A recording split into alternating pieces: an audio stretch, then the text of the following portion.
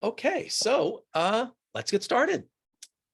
So welcome to the virtual colloquium series, In Conversation, Arts and Culture for Well-Being, organized by the Humanities and Human Flourishing Project at the University of Pennsylvania. My name is James Pawelski. I am Professor of Practice and Director of Education in the Positive Psychology Center at Penn, and the founding director of the Humanities and Human Flourishing Project. I'd like to extend a warm welcome to those who are joining us live and to those who are watching the recorded version of today's event. The mission of the Humanities and Human Flourishing Project is to understand, assess, and advance the well-being benefits of engagement in arts and culture, focusing on individual and collective human flourishing. We're grateful for support from the Chris and Sasha Heinz Family Foundation, the Heinz Endowments, and the National Endowment for the Arts, which has designated the Humanities and Human Flourishing Project as an NEA research lab and is supportive both of practice-informed research and of research-informed practice in the arts, culture, and well-being. You can find out much more about the Humanities and Human Flourishing Project, including our publications and how to sign up for our newsletter, on our website, which we'll put in the chat, www.humanities-and-human-flourishing.org. Today, we are thrilled to continue with the fifth installment of In Conversation, part of the HHF Colloquium series, featuring presentations by and discussions between scientists and practitioners on topics concerning the arts, culture, and well-being. Before we turn to our distinguished speakers for today, let me preview the plan for this colloquium. We will begin by hearing two 20-minute presentations, one focusing on science and one focusing on practice. Then I will moderate a brief discussion with the speakers before opening it up to a Q&A with all of you. At any point during the session, feel free to enter questions or comments in the chat. If you would like to share these verbally, please wait until we open it up for audience participation toward the end of our time together, and then we'll invite you to raise your Zoom hand. And with that, let's turn to our speakers. It gives me great pleasure to introduce our first speaker, Friederike Köhler. After Friederike Köhler received her bachelor's and master's degrees in clinical and developmental psychology, she pursued her doctorate on music engagement as a resource for health and well-being at the University of Heidelberg in Germany. After conducting research on the associations between music engagement and psychological resilience at the Leibniz Institute for Resilience Research, she now works at the Center of Excellence in Music, Mind, Body, and Brain at the University of Jyväskylä in Finland. There, she is passionate about exploring the characteristics and effects of music making on well-being in everyday life. The title of her talk today is Music Engagement in Everyday Life, Status Quo and New Directions in Research. Please join me in welcoming Friederike Köhler. Yeah, thank you very much for the nice introduction and the warm welcome. My name is Friederike, and as you probably know by now, I'm originally from Germany and now living in Finland. And I'm very happy to be able to present to you today the academic point of view on what it means to engage with music in our everyday life. And for that, I will start my presentation now.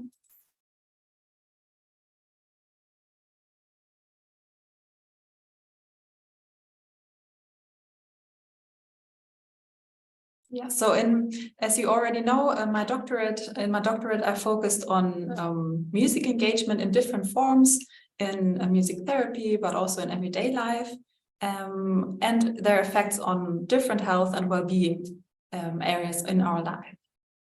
And the question I get asked the most is, music is good for us, right?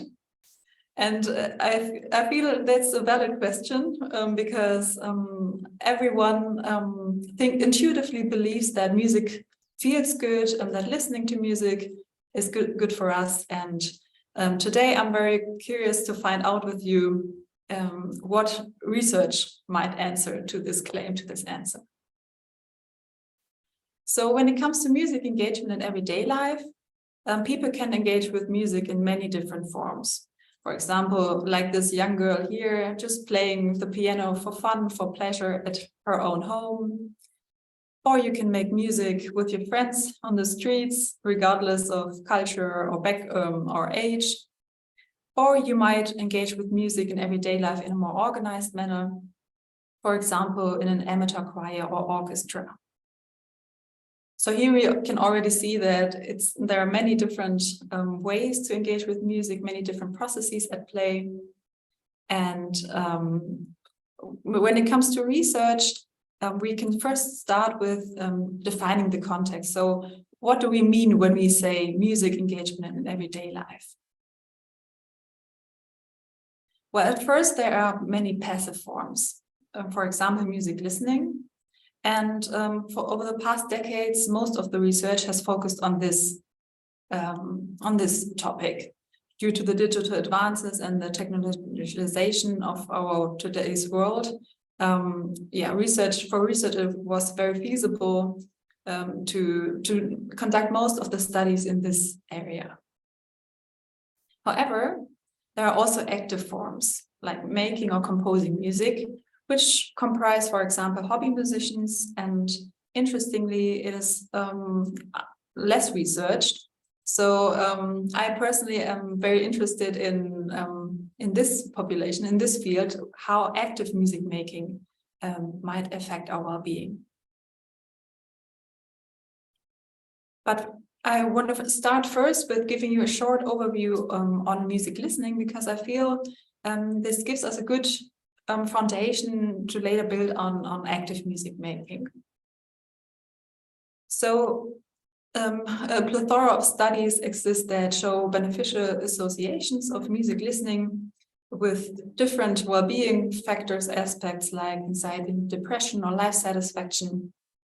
So here we can say, yes, generally music listening is good for us. But of course, it's not black and white only. It depends on several factors like age and gender, the social setting you're in when you listen to music. And especially because people can use music in healthy ways and in unhealthy ways. So unhealthy ways would constitute of uses of music that intensify negative moods or repetitive thought patterns. A lot of research also explored the question why people listen to music, and there are many different functions now. And a comprehensive review summarized all of these functions into three main functions of music listening. So people listen to music to regulate their arousal and mood, probably the most obvious one, to achieve self-awareness and self-reflection, and also to express social connectedness. So this is just a short introduction to music listening, but let's move on to music making and active music engagement. I define music making as any music making behavior that is voluntary and intentional, but outside of a professional or therapeutic context. So a recent representative national survey showed that even half of all adults in the US have once played an instrument in their lifetime, while even more engage in singing. So these numbers highlight that music making is actually a very frequently used, valuable leisure time activity.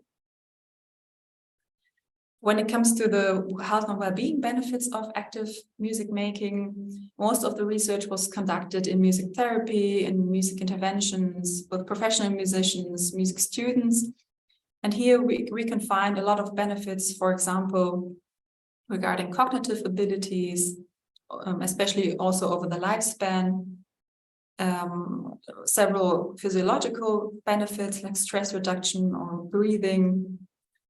And particularly when you make music with other people, for example, in a community music program, it can enhance a sense of belonging and connectedness.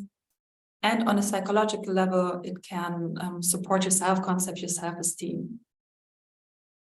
However, as I just told you, most of the research has been done in specific settings. And I'm curious, how is music making related to several well-being aspects in everyday life contexts? And this is exactly what we've done recently in a study where we asked participants, hobby musicians, to fill out a survey. And here we were interested in specifically music engagement with a reason to regulate your mood.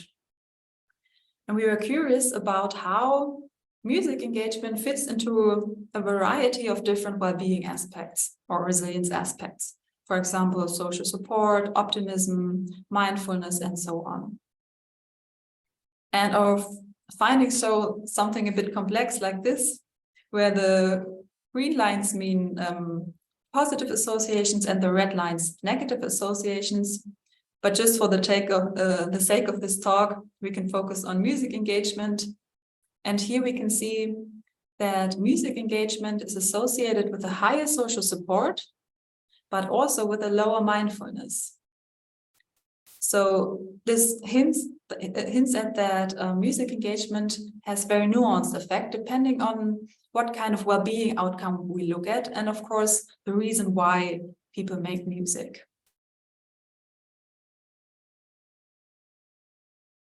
Now, I would just like to summarize a bit some of the limitations of the previous research. And first, the studies mainly focused on specific musical groups like choirs or the brass band, for example, which may not cover the whole spectrum of hobby musicians and the whole spectrum of motivations there are. Second, when studies investigate music engagement, it's often not clear what they mean. Is it music listening, music making? Is it practice? Is it improvisation? So there's a lack of a clear definition here. And third, even though there are initial studies on the relation between music engagement or music making with well-being, we don't actually know much about the mechanisms, so the processes, how and why music might be good for us. And fourth, of course, research is only as good as our study designs and methods. And I personally feel like a lot of past studies are not suitable to the context of everyday life. So what can we learn from these limitations? What can we do in the future different? And I'm happy to discuss some new ideas today with you. And I would like to particularly focus on the third limitation here, on the processes and factors that may be involved in music engagement, because I think that might be an interesting topic also to discuss later with you. So when it comes to potential processes to answer the question how and why music making might influence our well-being, I think it makes sense to have a look at a general biopsychosocial model of health that basically assumes that well-being happens in a complex interplay between a psychological domain, for example, personality, a biological domain, for example, genetic dispositions, and a social domain, the social network. But how can we apply this model to music engagement? Well, I have a few ideas I'd be happy to discuss later with you. For example, on a psychological domain, I think self-efficacy experiences are very important, because when you make music or sing, you take an action in the real world and you immediately receive sensory feedback, which might strengthen the efficacy you feel and the sense of empowerment. Also, music engagement can serve as a refuge in everyday life for comfort, also for meaning and purpose in life, and of course a space to process emotions. As I just pointed to, music making is a very embodied process, so it makes sense that of course some biological processes probably take place with regard to stress reduction, for example, and also different neurological mechanisms in brain circuits that may be associated with rewards. Then with regard to the social domain, especially if you make music with other people, it naturally provides opportunities for just being in contact with people, meeting people, but also have like a common culture, the words you use, the things you're interested in. And from research on music listening, we actually know that even if you engage with music alone, music can serve as a social surrogate, meaning that people tend to humanize music in the sense that they attribute music certain personality traits or human emotions, that it can serve even like another person. So these are interesting processes which we could explore further. And I was interested also in if music making provides opportunities to fulfill certain basic psychological needs. And here we were curious about the question whether music making has an effect on positive and negative effect. And we found in that study that music making increases the fulfillment of the needs for competence, social relatedness, and autonomy. And this fulfillment of needs has a beneficial effect on positive and negative effect. So this might hint at an important process in this context. However, we mainly found this effect regarding positive effect and not so much negative effect. Another very interesting and very complex process, I think, and I'd be curious to hear Jonathan's perspective later on, are flow experiences. And here we were interested in the question if it makes a difference if the people are intrinsically motivated to make music.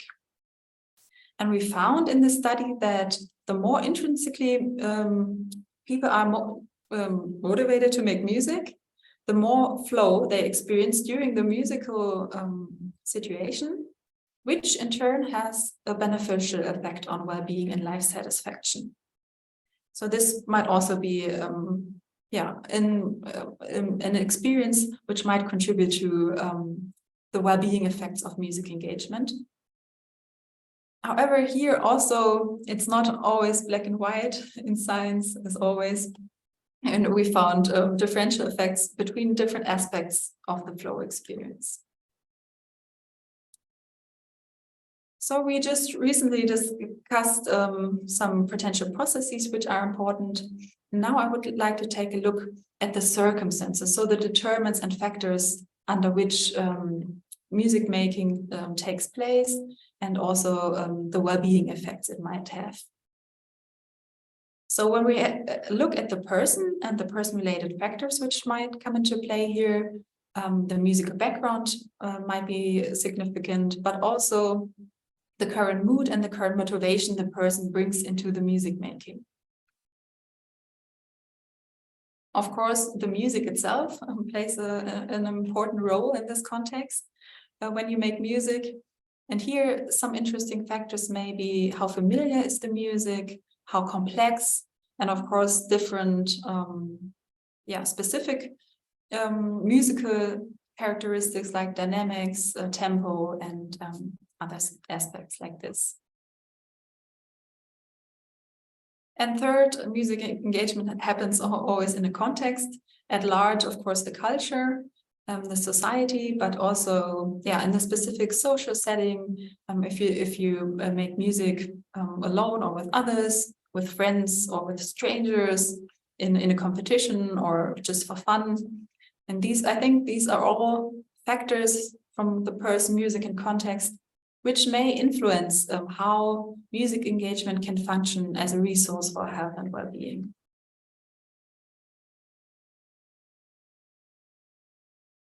So what could be new directions in research? So my first suggestion would be to define what we mean with music engagement and state precise definition to also be able to compare different music engagement behaviors, and of course compare the findings among the different studies. Then, as we discussed already, it may be interesting to explore the underlying mechanisms in this context, and also the different factors and circumstances here. And finally, as I mentioned, the research should tailor the study designs and the methods to the specific context of everyday life. So the questions I also bring for this discussion, this colloquium today, is how can we as researchers learn from the practitioners in the field, and how can we better listen to and incorporate the observations, the words, the concepts, the experiences they have. And I hope we can, what we can contribute today with this conversation, how can we develop an ongoing dialogue to find out more about music engagement. So when it comes to the conclusion and the question we had at the beginning of this presentation, music is good for us. I hope you all know right now what I'm going to say is that, well, of course, statistically on average, research says yes, music is good for us, but of course not for everyone, not in every situation, not in every area of our lives. So there are still a lot of open questions which research cannot answer or just partially answer right now. For whom is music good and for whom maybe not? How and why? What are the processes, the mechanisms at play here? And of course, to explore further, what are the circumstances that enhance our health, well-being when we make music? And in what ways can it also be harmful or unhealthy? Then as you probably know right now, I also strongly advocate for high quality research, so that we can really make valid conclusions about the effects of music engagement and different factors related to that. And finally, to listen to and learn more from the practitioners. Yeah, so here I'm at the end of my presentation. I thank you very much for your attention today. Here are my contact details. I'm always very happy to hear from you, and yeah, I'm eager to engage in our discussion later. Thank you so much, Friederike. That was really a fascinating exemplar, I think, for how science can come into a situation that has some obvious intuitive conclusions or nuances, and then can kind of tease out some of those different perspectives in a way that can give us a lot more than just our gut feeling about something, and can help to lead us more effectively in the achieving the outcomes or optimizing the outcomes of engagement in a particular modality. So really, really fascinating. Well done. Thank you. We look forward to coming back to discussing some of the things that you shared with us in your presentation. For now, though, we're going to turn to the second presenter for today. So our second speaker is Jonathan Coopersmith. Jonathan Coopersmith is a highly regarded teacher, conductor, and lecturer on music theory and analysis, music history, and music's relationship to well-being. He has served as chair of musical studies at the prestigious Curtis Institute of Music since 2010, after joining the Curtis faculty in 2004. He has also served as associate conductor of the Philadelphia Singers for 12 years, artistic director of Nashira for 7 years, guest chorus director of the Philadelphia Orchestra and the Pennsylvania Ballet, and festival host and a guest conductor at the world-renowned Music from Angel Fire Summer Chamber Music Festival. I have been so impressed with Jonathan's work and that I have invited him to be a guest lecturer in my course on the humanities and human flourishing as part of the Master of Applied Positive Psychology program here at Penn for nearly 10 years now. So it's great to have you with us, Jonathan. Your talk is entitled Music Engagement for Everyday Life Perspectives in Practice. So welcome. Please join me in welcoming Jonathan Coopersmith. Thank you, James. Thank you very much for that very nice introduction. I've enjoyed working with you for the past 10 years, and Friederike, that was a great presentation. I'm looking forward to our conversation. I wanted to cover three sort of very broad topics this morning, and we can come back to any one in more detail. But the innateness of music, something that's innate in all of us, some of the negatives associated with becoming too good, that is becoming a professional musician, and things that everyone can do, I think, to use music more effectively in increasing their own well-being. And there's a lot of overlap, I noticed, with Friederike's presentation as well. And some of this sounds researchy and scientific like, but I assure you that these are theories and experiences and ideas, and it's not that have been able to test this extensively, although I've read a lot of research, and so that informs it as well. It's mostly from my travels when I speak to friends, audiences, amateur musicians, and even professionals. One thing I hear over and over is that people say that they were either born with some musicality, or more commonly, they say, or they say they weren't born musical at all. I've heard, I don't have a musical bone in my body. I can barely play the radio. People say they've either received the gift of music or they didn't. And I think that the truth is that some aspects of musicality are on a continuum. Some people have a more natural skill when it comes to things like learning to play an instrument, singing, even listening, and that could take longer in others to develop those same skills just to become proficient. But I would argue that music is something that we're all capable of developing, and that it's even a necessary form of communication. In fact, I think music is one of our most basic and innate forms of expression, which has developed alongside our other natural forms of communication, things like gesture and language. So to that end, I'd like to give a quick background on the innateness of music. This will be very quick. In 1857, Herbert Spencer, an English philosopher, he's a biologist, a sociologist, he published The Origin and Function of Music, and he argued that speech and music evolved at the same time. So he proposed that the tonal range and emotional ups and downs of excited speech gradually became uncoupled from words and evolved as its own language. So that was sort of a precursor of music. So while words and speech evolved to convey information, music has evolved to communicate emotions. Charles Darwin proposed a different theory, arguing that music actually preceded speech. It arose essentially as an elaboration of mating calls. So music, he says, the notes and rhythms actually came first and speech came later. So regardless of which side you come down on, adding my own little twist of things, I think it seems plausible that music and language originated and evolved organically as complementary forms of expression. So what I'm interested in is musical expressiveness as a necessary complement to speech for full and complete communication. So some things might be best conveyed using words, and other things might be best or only conveyed through music. And that's why it's so important that I think people understand how to use music more effectively if certain things can only be conveyed musically. We're obviously not born with the ability to play an instrument, to read music, to articulate the differences between Bach and Beethoven. But I think it seems clear that a certain basic music ability resides within all of us from birth.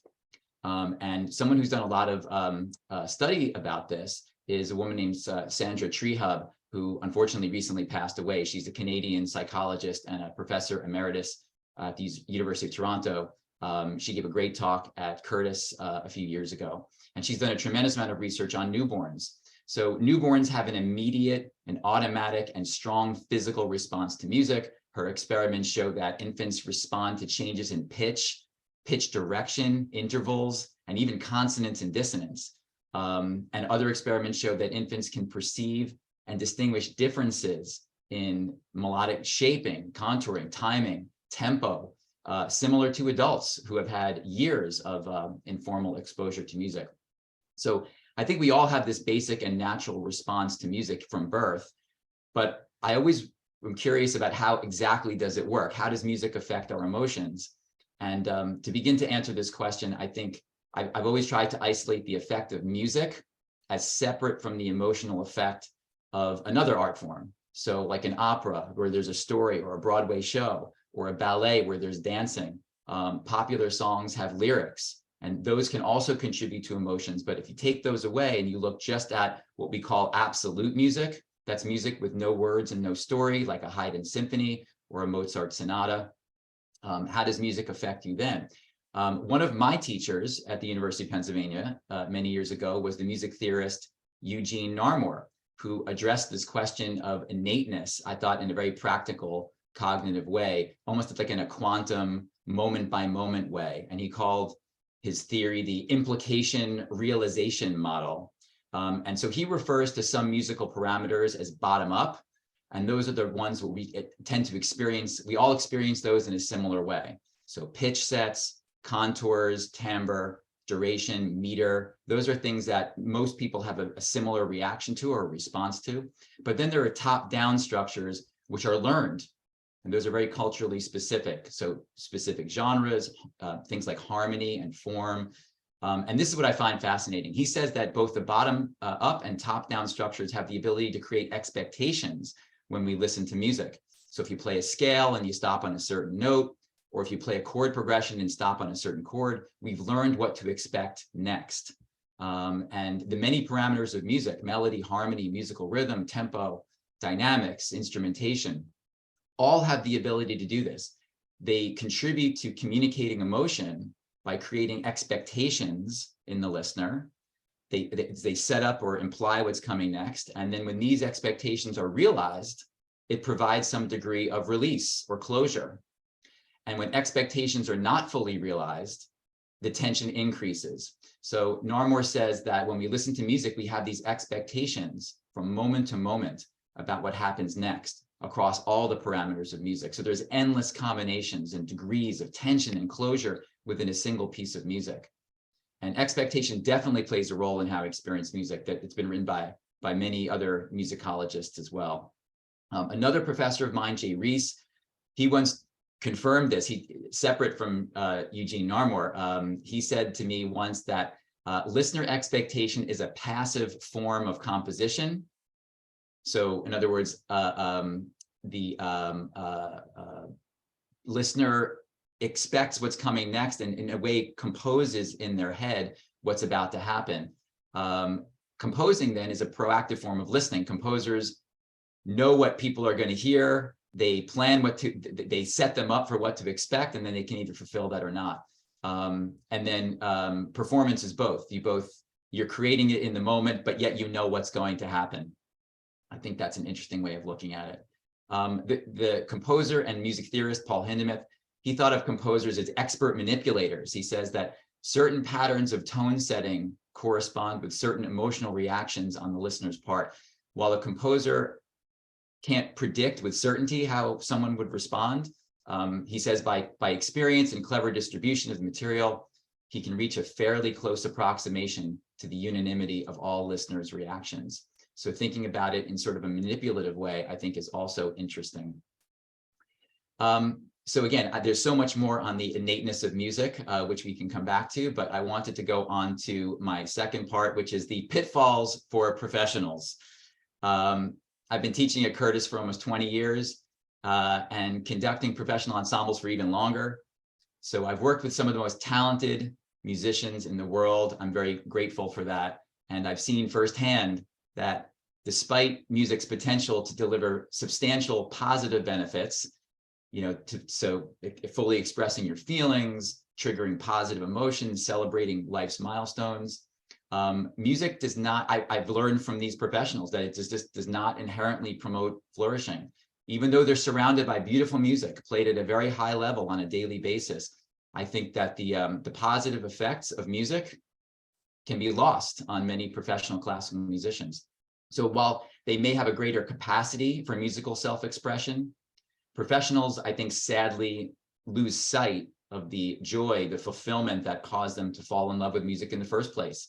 And they might come to see it as just a competitive struggle.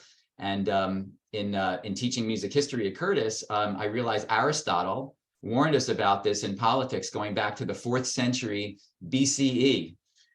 This is something I read every year to my classes. Since we have seen actual performance is needed to make good judgments, one should, while young, do much playing and singing, and then when they're older, give up performing. Musical experiences should be pursued only up to the point at which the pupil becomes capable of appreciating good melodies and rhythms. We reject as education and training in material performance, which is professional and competitive. So there are many reasons why professionals don't get the same enjoyment from music that others do. If music heightens our emotions and allows us to fully express our feelings, think about how cathartic music can be, how wonderful it is in our lives. Well, can you imagine being open and emotional around music all day, every day? It's exaggeratedly emotional. I'm guessing there's some defense mechanism that professionals have that cause them to shut this down, if only to preserve some normalcy or some sanity. A lot of professional musicians don't listen to music when they're not performing. There are lots of other reasons, I think, for this. Many years of dedication and training are required to become professional. So I think that leads to a lack of balance when it comes to hobbies, relationships outside of music.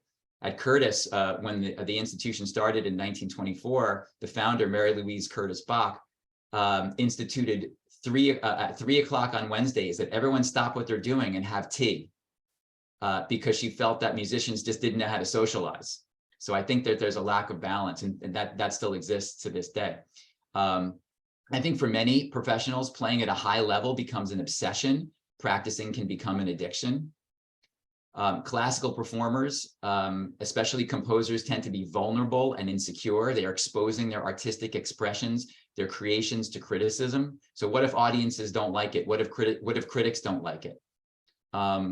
Professional musicians can become jaded, even in the best orchestras. And this is hard for people to realize, but students at the top conservatories who aspire to be soloists might end up having to join the Philadelphia Orchestra of the New York Philharmonic as their second choice for a career. Others join orchestras they think are beneath them, or they end up having to teach and freelance to earn a living. And after so much time and total dedication to their craft, these performers often feel like they have no artistic control. They're forced to play music they don't always like. They don't always respect the conductors they're working with.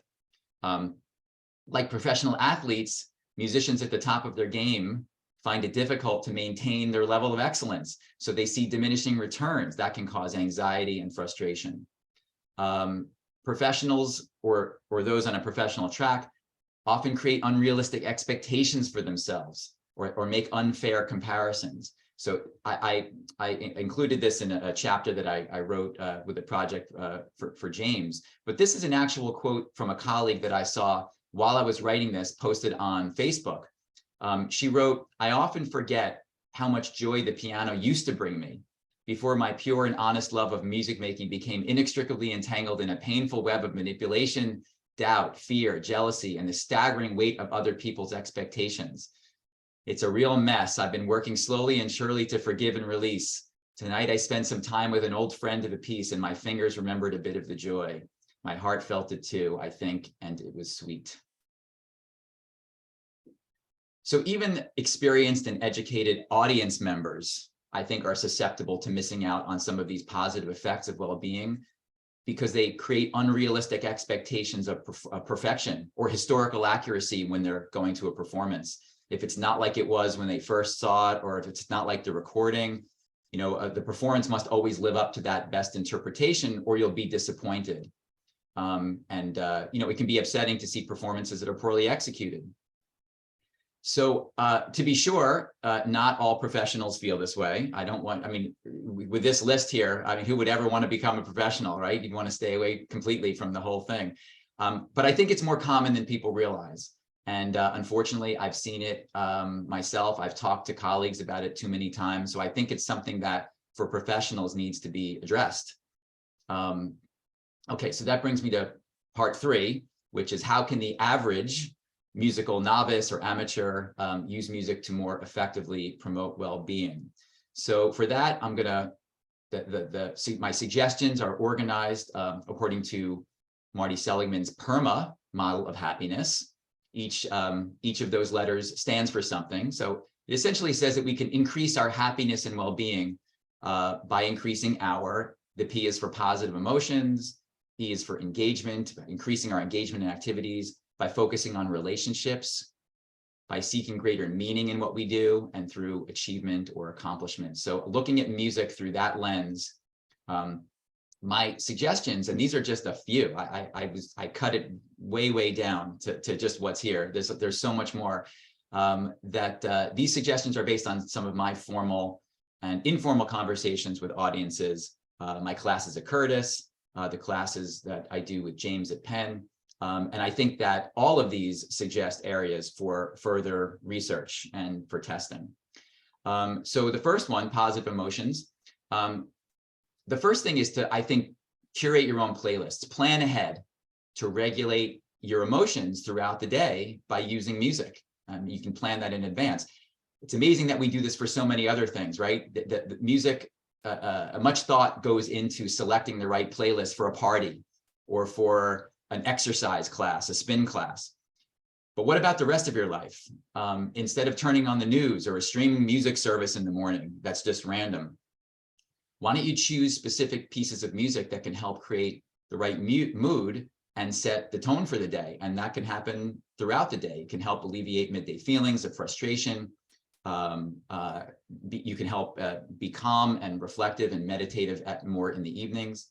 And I think conversely, you should avoid music that triggers your negative emotions in the short term, or music that leads to sort of long-term unhappiness. I think sometimes listening to sad music when you're sad can be validating, it can be cathartic and helpful, and music can express feelings in ways that words can't. So that's all good.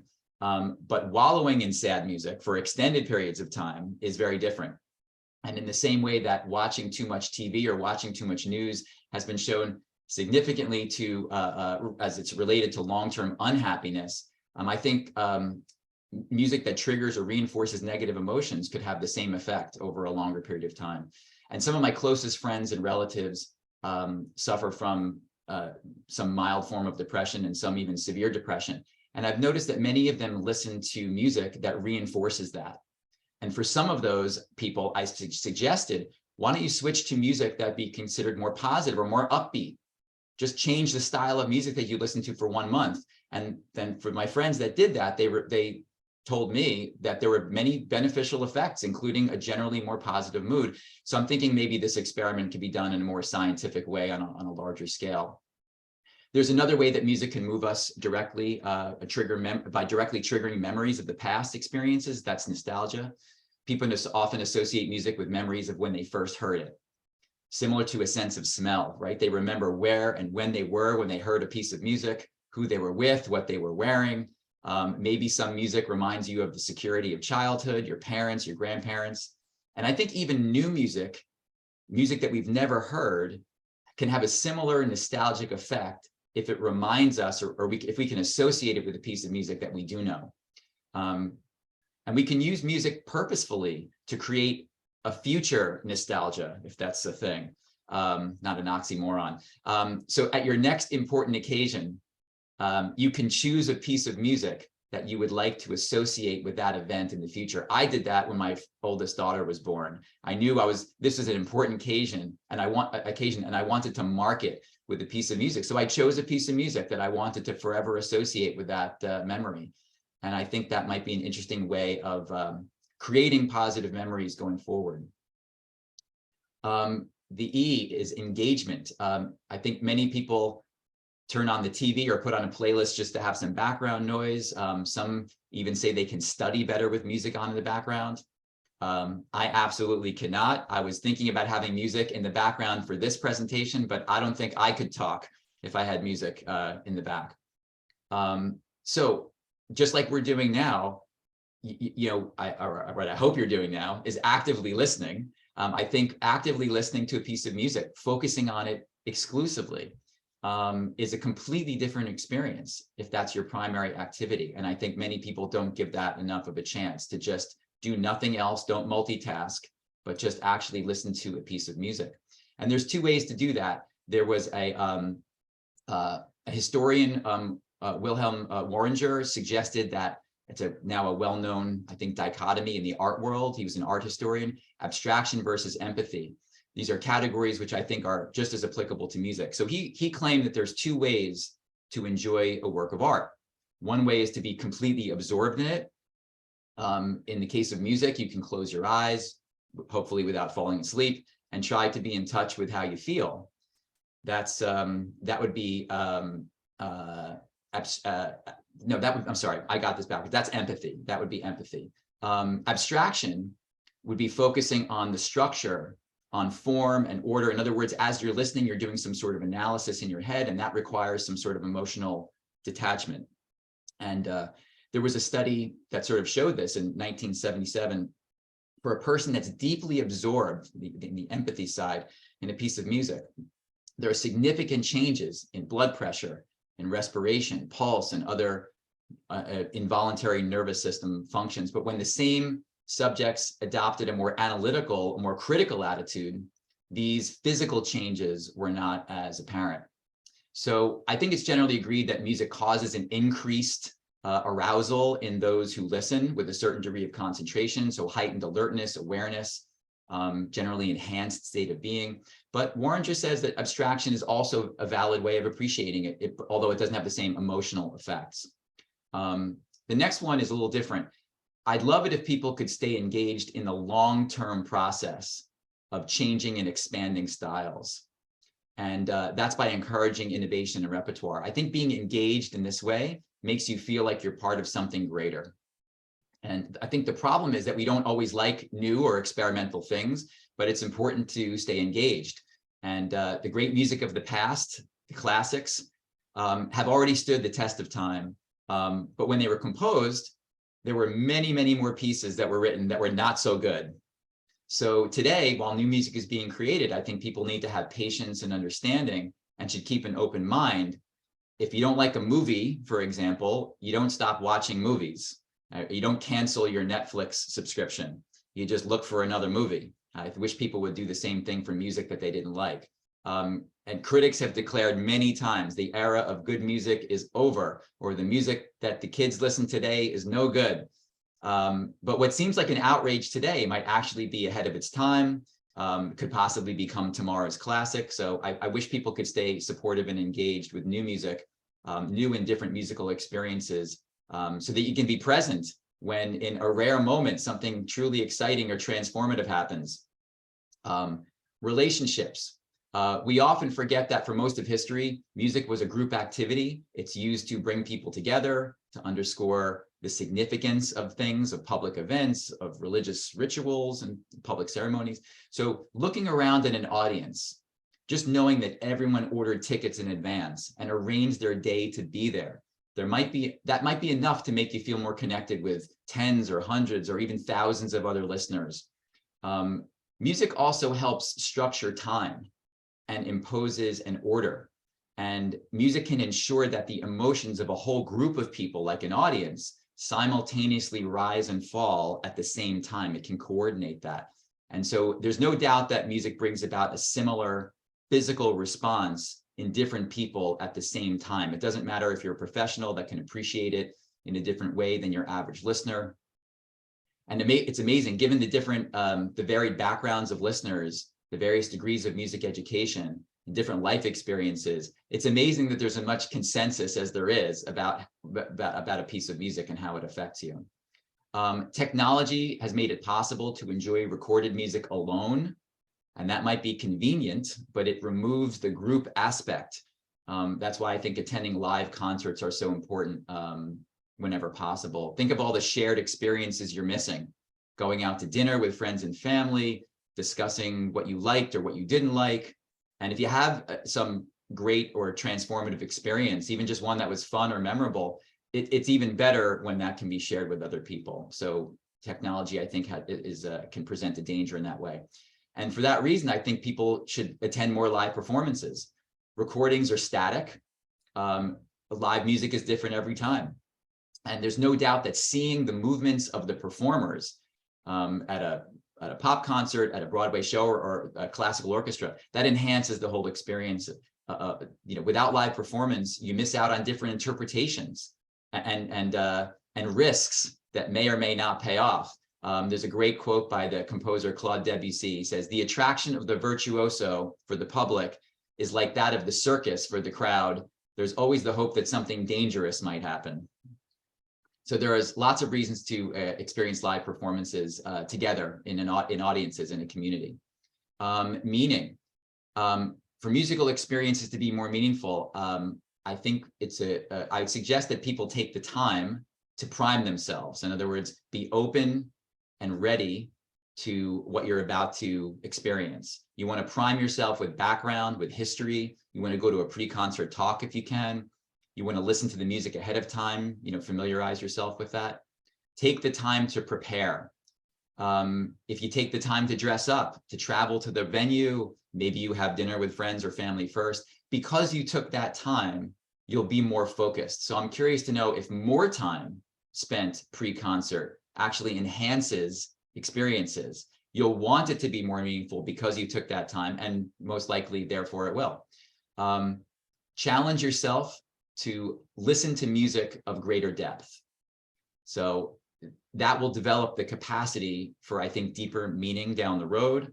Popular music tends to be short and far less complex than classical music, where there's a learning curve. Most people seek the language of popular, or they speak rather the language of popular music. It's familiar, it's easy to understand. So there's an unending stream of new pop songs, and most won't be around after a few months or even a few weeks. So, and it's hard to know why it's popular because of the lyrics, nostalgia, or maybe even the performer, as opposed to the music itself. The language of classical music, which I would argue is deeper or more complex by comparison, it's too complicated or abstract for those people that have little exposure. And even more accessible classical music may require an investment of time for someone who's a novice listener, but it's worth it. I think choosing music with potential for greater meaning, even if it's challenging at first, is an important step for greater well-being. And finally, I think for professionals, greater meaning can be found in knowing that you've touched or affected someone else's life. It's difficult for pros, as I listed earlier, to be connected for the reasons, why did they become musicians? And learning that they've moved someone with their music can be a powerful realization. There's a profound sense in them that their work is meaningful. And lastly, accomplishment. I've reinterpreted this last one. Normally it refers to increasing our overall happiness if we ourselves feel a sense of accomplishment. But since we're discussing ways that you can increase your well-being through music, I'm reinterpreting this to be a recognition and appreciation for others' accomplishments.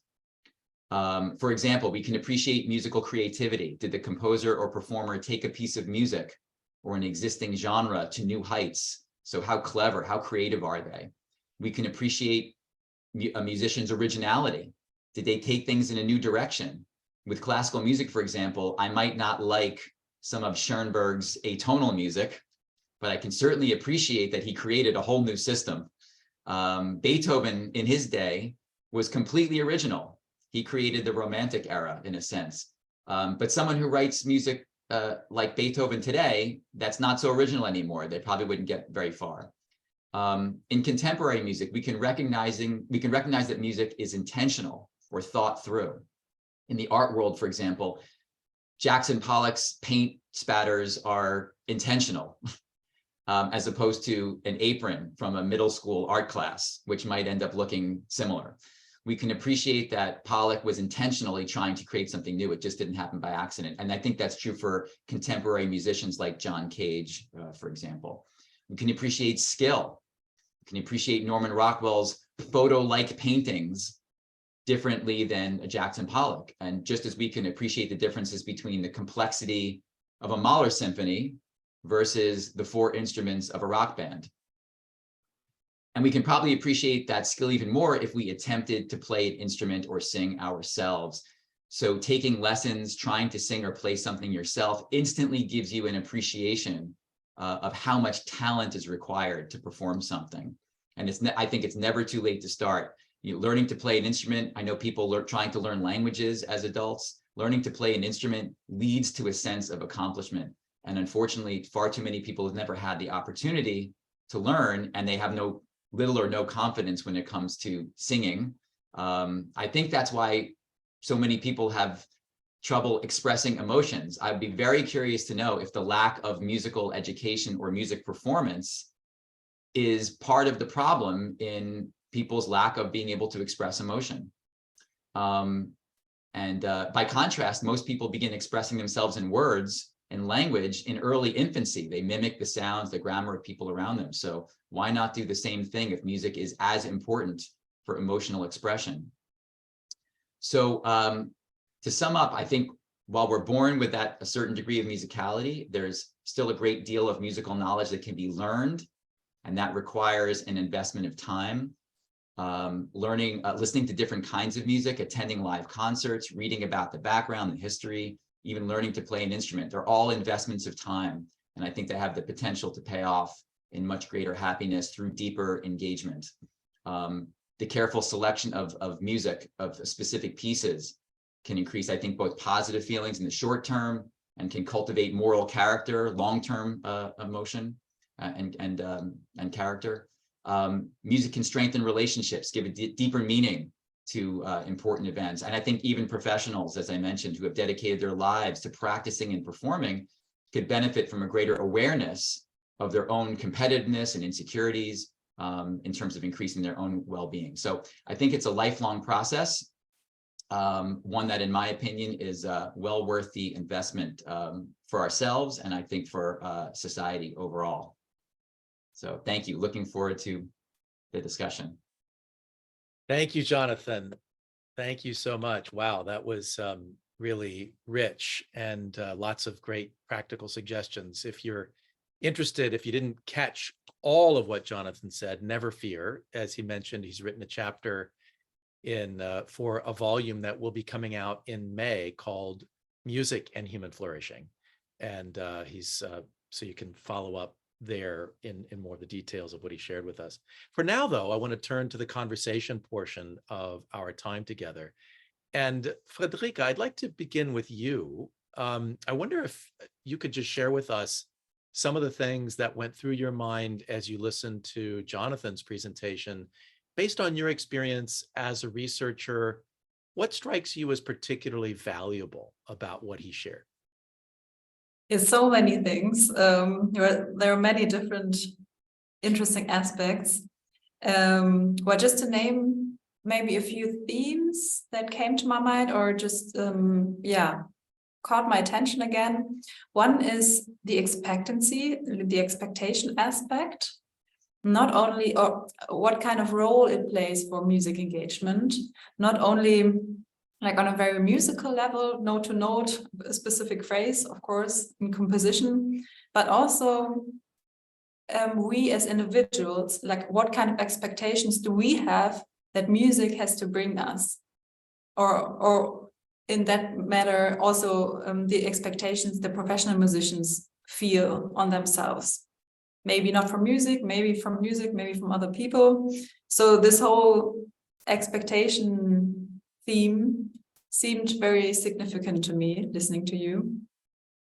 And the second main theme for me, especially when you shared your amazing suggestions for PERMA, where I see a parallel to research also is that the challenge here is that it always requires a certain level of awareness from the individuals.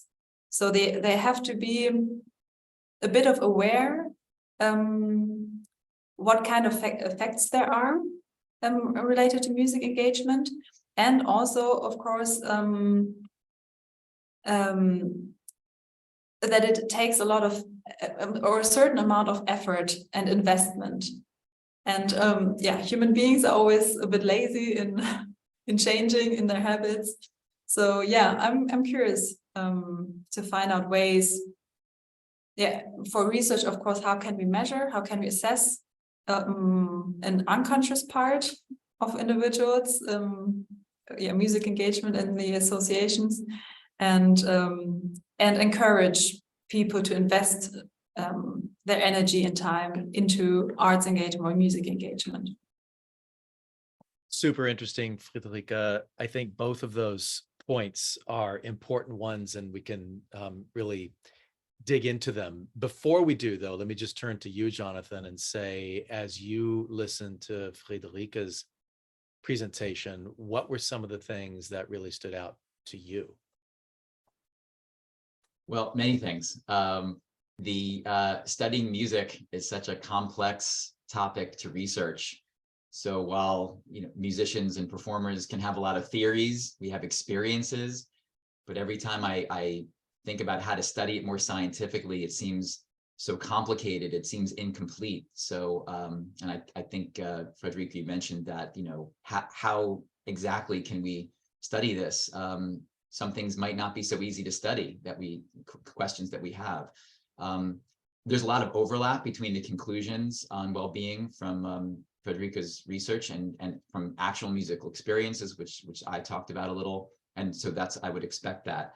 But I'm very interested in the differences between when listening to music can be positive versus negative. So that was the passive activity, listening. I think people are aware that music can be mood regulating, and people use music in that way. But I mean, can it help with something more serious like depression? When exactly can it reinforce negative behaviors? And can we promote these ideas to make people more aware of their own habits? I'm also interested in research evidence that we can use to make the case for music education. So can we take some of Friederike's research specifically to help promote performance and composition from a very early age, specifically to help promote musical expression? And an institution like Curtis has maybe 4 performances a week and 3 full orchestras, 3 full operas, orchestra concerts, 3 operas. So it'd be great if research institutions could pair up with a conservatory to do some kind of long-term study on both the performers and the audiences. So I think those were some of my reactions to her presentation. Fantastic, Jonathan. So I want to just kind of jump in with talking about this question of, are there times when music, either listening or performing, can be supportive of and but also an obstacle to human flourishing? I was just invited last night. I was part of a panel convened by A New Approach, which is, I believe, the leading think tank in Australia on arts and culture. And they just issued a new report, and they had a number of us who were kind of sharing our views on it. And one researcher, I believe her name is Christina Davies, had done some epidemiological research, I believe, indicating that people who spent 2 hours or more per week in arts and culture had a positive outcome or positive benefit on their well-being. And I think that's fascinating. And I think that it's also important it depends on how you spend those 2 hours, right? And so if you spend those 2 hours in, Jonathan, an obsessive way, where you feel like you are just not enough and you're trying to keep up with, your classmate who you are convinced is going to become a soloist and you are not, or if you spend those 2 hours in ways that are reinforcing negative emotions in the sense of kind of wallowing in them and so forth, clearly that's not going to be helpful. So I think, to my mind, one of the things that really impressed me about what each of you presented in your own domain is a recognition that it's not just, listen to music and you'll be fine. It's, we need to have a deeper understanding of the conditions in which listening to music in different ways. And Friederike, you're talking about the biopsychosocial model, I think is so helpful here, because each of those domains has something to say about this overall outcome. So it is a very complex kind of investigation, but a very important one, because it can help us to, as you say, Jonathan, from an educational standpoint, Friederike, from an everyday kind of standpoint, how do we invest the time that we have for music listening or performing in ways that are likely to optimize the well-being effects? I'm curious if either of you want to comment on that. James, it's a great thought. It's not just what we choose to do in terms of music with our own time, but it's kind of forced on us everywhere we go. So you can't help but hear music when you're in the supermarket, you know, if you're shopping, in commercials, it's in the background, it's everywhere. And so I think it's also, in addition to what you mentioned, a conscious awareness of how music is affecting you when you didn't choose to listen to it. Yeah, I was thinking in the same direction, that we have to encourage people to not just randomly choose a song to listen to, but yeah, and to continuously reassess, is this song supporting me right now? Or do I need something else? Do I need to modify my engagement here? And also, I think, because you, Jonathan, mentioned the music educational aspect and how important is the implications there. And the struggles the professional musicians have to raise the awareness there, to have to increase self-reflection. Okay, when is my practicing becoming obsessive, or how can we find a balance here that I don't have to sacrifice my well-being? So that even in the teaching, or maybe even in conducting, to find the fine line between getting to a potential, or to maximize our abilities and our creativity, but also be conscious of the limits where it sacrifices our well-being.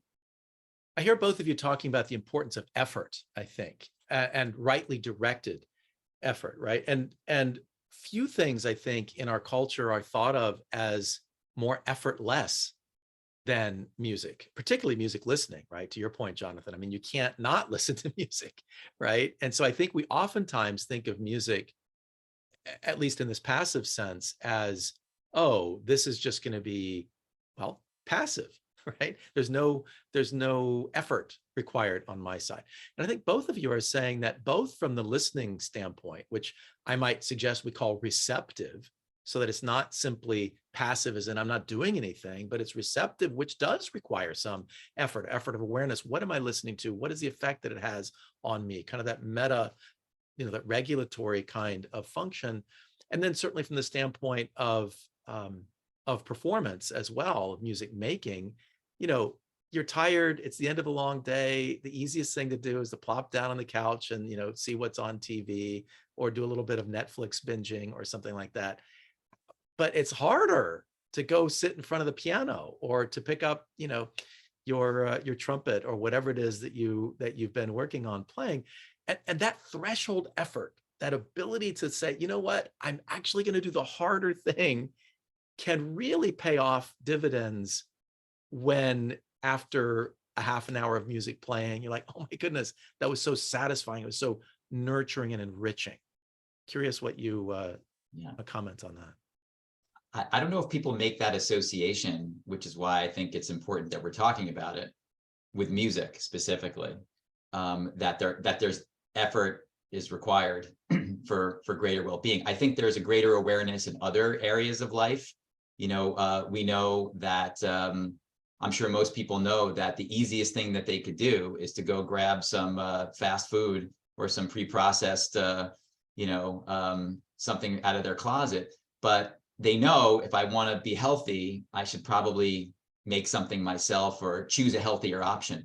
So maybe there's an analogy to be made there for the greater public, that music is very similar. that you can choose a healthier piece of music. Yeah, I think from a psychology background coming, what often helps is to reframe it as an experiment. So to let people just try out, well, just a couple of days or maybe a week, see how it feels to replace the Netflix with the piano playing, and then really to pay attention to how did it make you feel. To raise the awareness there, what actual consequences do you feel in reality, and treat it like an experiment, not something they have to implement right now and every day. That's more counter, but to be playful also with it. So that's really great, Friederike, and I want to follow up on the first point that you had made, the first theme. Before I do so, I just want to mention that we'll shortly be opening it up to Q&A from the audience. So if any of you would like to chime in with a question or a comment, feel free to raise your Zoom hand at any point. You can also pop it into the chat if you prefer. So Friederike, the first theme that you had identified from listening to Jonathan's presentation was this question of expectations, right? And that's such an important part of the effect of music listening. And I think it seems to me that there's a kind of paradox here, because as Jonathan talked about from a musicological standpoint, music kind of sets us up to expect certain things. And some of the most satisfying things in music is, oh my goodness, that's what I expected. And I got it. Like, it's really, a beautiful thing. And as Jonathan pointed out, that doesn't have to happen. So sometimes musicians set up an expectation and then it's unmet. And so just about the time you think that music is going to be like reinforcing and, simply pleasurable and really great, then there are these curveballs, there are these new things. Or Jonathan was recommending, listen to new music that pushes you a little bit and so forth, right? So this question, but then Friederike, if you say to somebody, music is medicine, stop listening to what you've been listening to, listen to this instead, like all those expectations then that get set up about, oh, well, now this is work. Now this is something that's supposed to be, medical, as opposed to something that can be naturally, if effortfully, engaging. So just curious what your thoughts are about this notion of expectations and how both meeting those expectations, but then also going beyond our expectations can be something paradoxically that music can provide. Yeah, when you were talking, I was just thinking that maybe even if musical expectations are not fulfilled, it can be pleasurable. It can provide a pleasurable experience in your body to feel like, oh, this is different than what I would have thought. Well, it's a very complex topic, I think, because it's also so very individual. I mean, like Jonathan said, there are certain harmonies or phrasings, musical phrasings that generate general expectations for people. But certainly, of course, there are so many individual factors and the music you are used to listening to, how these expectations then really affect you. And I was also thinking about a much broader expectation, the individual belief you have about the efficacy of music in your life. So what are the beliefs and expectations you think music has in your life? And I think this is also very interesting to explore. And I would be interested in, Jonathan, what you experienced there with professional musicians and their expectations, both maybe musically, from other people, from themselves.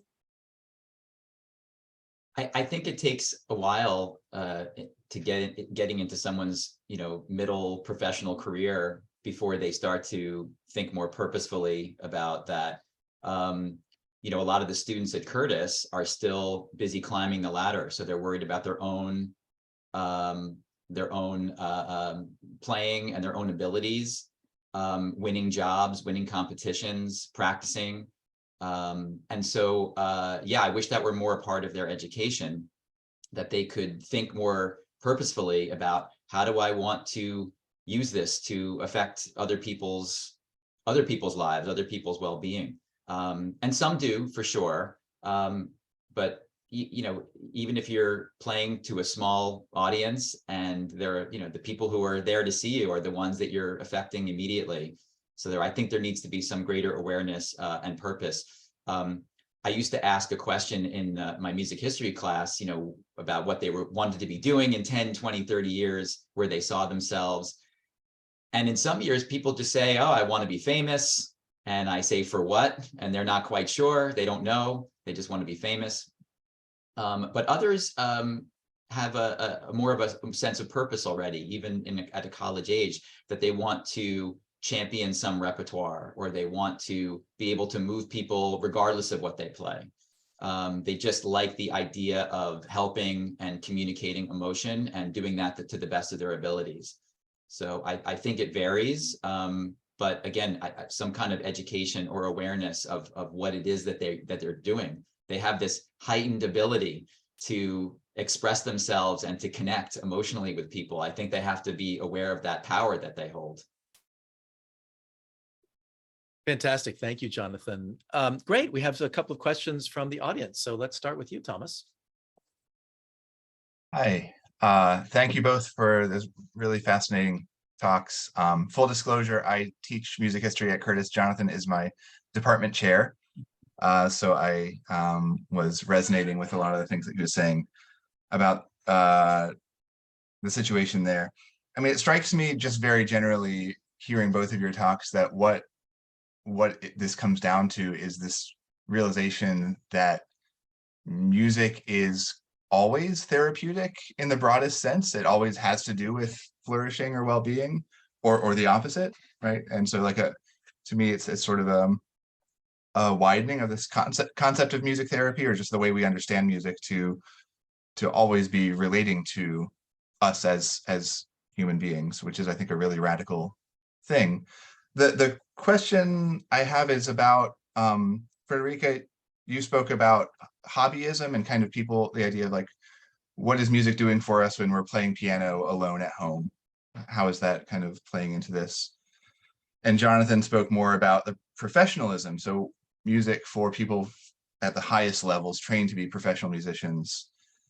And what about in between those two, right? If we think of those as kind of extremes poles of making music, is there space for something like amateurism, which I think is maybe one way of expressing, like a way of making music that isn't just you at home alone, but also isn't professional in the sense of making a living off of it? And isn't that like a space that we need to cultivate if we're thinking of music as a way of a form of well-being?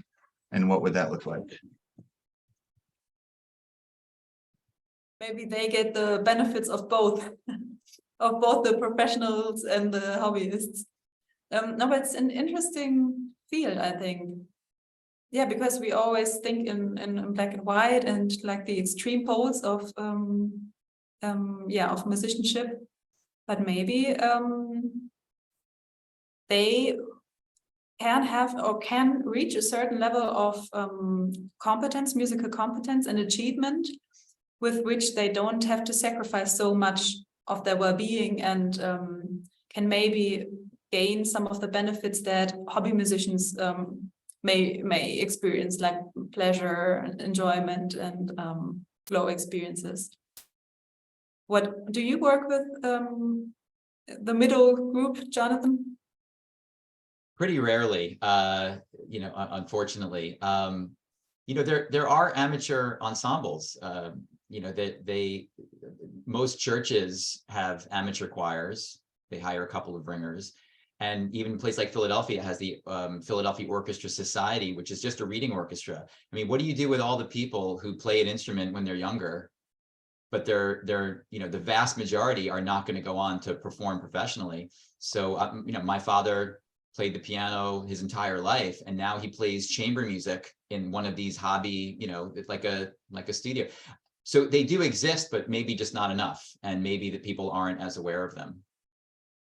And maybe that's a way of helping to get into that, cross that threshold of effort. Like it's tough if you come home from a long day of work to forego Netflix for a session at the piano. But if you're going to be performing this weekend with your, musical group, then that may give you that impetus to, Yeah. It's also a matter of choice. It is something. So some people only have room after work for a couple of different hobbies, if that. So how are you going to spend your time outside of work? Are you going to go golfing? Are you going to, what is there to do outside of work? So that would take a commitment of time to join one of these amateur music. But if we promote it from a younger age and say, let's say in high schools, for the people who are not going on to conservatories and colleges that are not conservatories, how can we provide these opportunities? I mean, think about all the a cappella music groups and on campuses and things like that. I mean, how can we keep that going? Fantastic. Great. Thank you, Thomas, for the question. We've got a couple more questions. Let's see if we can sneak them both in here. Nicole, let's go to you next.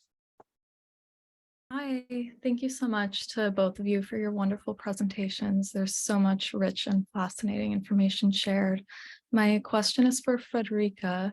I'm intrigued by your finding that music making for mood regulation was linked to lower mindfulness. I remember at the beginning of your talk, you mentioned that there were 3 reasons that people primarily engage in music: to regulate mood and arousal, for self-awareness, and for connectedness. And I'm curious whether in your research that correlation with mindfulness changed based on the reasons someone engaged in music, and any hypotheses that you may have as to why there was that negative correlation. Yeah, interesting question. It was also an interesting finding for us.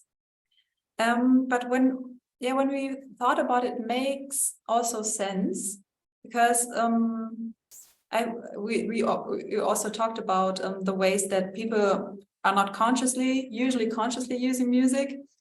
And I think mindfulness is defined as a non-judgmental, neutral observance. And I think if you engage with music specifically to regulate your mood, you already have a goal in mind. So it's not the non-judgmental awareness of your thoughts and you can let them flow by, or the emotions. But you engage with music mainly to intensify, for example, a positive mood,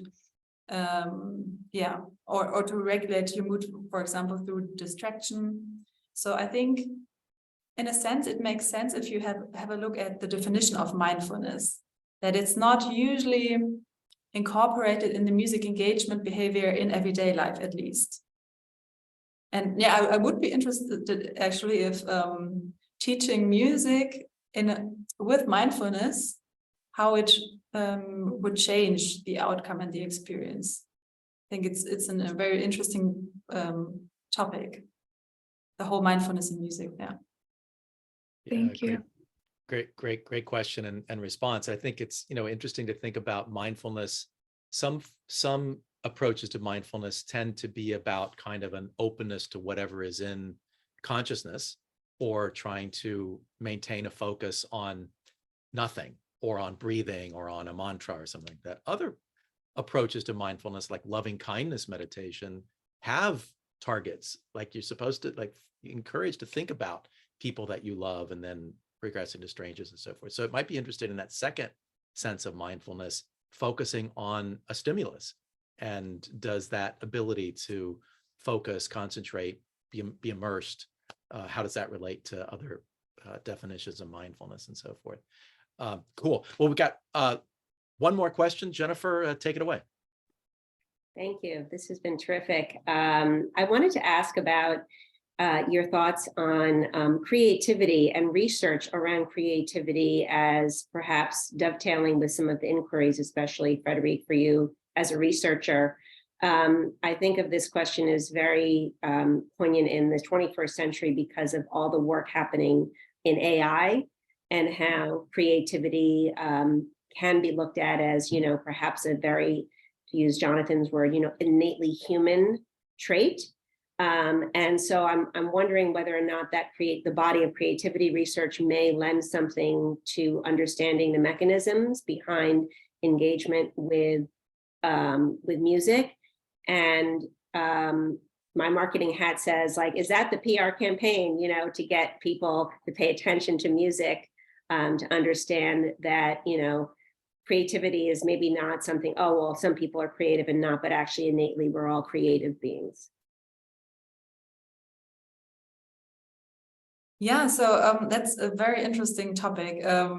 I personally don't know too much about, I'm not the expert on creativity research, and probably Jonathan has more to say about creativity, but I think it's a very interesting impulse to consider it. Yeah, also the creative aspects. Yeah, like the word says it has some form of creation, and music engagement is like a direct creation of something. So I think this is a very interesting point. Yeah, there's many aspects of music making, I think, that involve creativity, and not just composition, but performance also. I think where AI falls short today is that every situation is different, and you can make that creative decision on the spot. You know, what's the current climate like for music, and do you want to do something different? I mean, AI at the moment is great at imitating what was done, but realizing people's moods and where people want to go or need to go is a very different thing. And I don't know, I don't see AI taking over that anytime soon. And also in performance, you know, every room is different, every audience is different, and performances of the same piece over and over and over again are very different. So again, I don't know how you would imitate that. And there's a lot of creative choice in performance. How long do you hold a note? Maybe your tempo is a little slower tonight because it's raining. You know, who knows?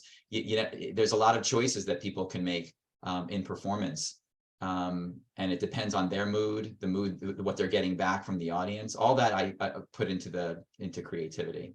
So I don't see how that can be duplicated in that way without really relating to the human beings that are with you at the moment. Terrific. Well, thank you for the great questions and those great answers. Believe it or not, that brings us to the end of our time together today. So I'd like to thank Friederike Köhler and Jonathan Coopersmith for joining us today and giving us such thoughtful presentations and such insightful answers to our questions. Feel free to add any word of thanks you would like in the chat as well. We're particularly fascinated by this topic in the Humanities and Human Flourishing Project because we have just launched a program of research in this direction, Music for Human Flourishing. And so Friederike, Jonathan, we look forward to collaborating with the two of you as we advance this work in conjunction with the research and observations that you've already made along these lines. So look forward to much, much more. Also like to thank Catherine Cotter, Associate Director of Research, who will be helping to spearhead that Music for Human Flourishing research, and also to Sarah Sidoti, Associate Director of Operations of the Humanities and Human Flourishing Project, for all of their work behind the scenes. Finally, thanks to each of you for joining us today. It's been great having you here. In closing, I do just want to mention again that the volume that we will be publishing is entitled Music and Human Flourishing. Sarah, can we maybe put that link in the chat? Thank you so much. Music and Human Flourishing, edited by Anna Harwell-Chalenza, and Jonathan's chapter will be in there. This volume is due out in May, and it's part of our book series with Oxford University Press on the Humanities and Human Flourishing. So we're planning one more In Conversations colloquium session this academic year, which will take place in April. So for more information on this upcoming session, including the date and the speakers, we invite you to sign up for our free newsletter, which you can do by visiting our website at, again, www.humanitiesandhumanflourishing.org. You can also find out much more information there about the work of the Humanities and Human Flourishing Project. Please feel free to pass the word along to anyone you think might be interested. Thanks again for joining us, and we look forward to seeing you again soon. Thank you so much.